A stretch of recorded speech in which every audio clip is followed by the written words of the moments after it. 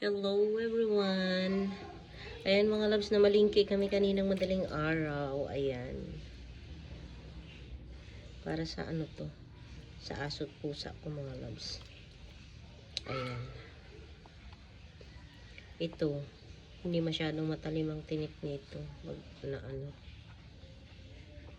Pag naluto siya. Ayan.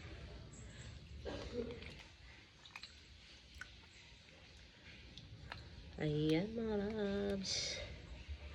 Malalaki siya oh. Pwede rin pang tao to, pero para sa pusa talaga at saka sa aso. Tapos ito, galunggong sa amin.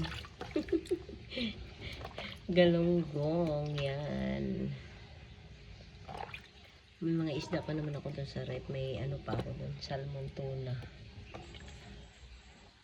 Ayan mga loves. Thank you for watching. Isda kayo dyan. Isda muna kami ngayong week na to. Thank you.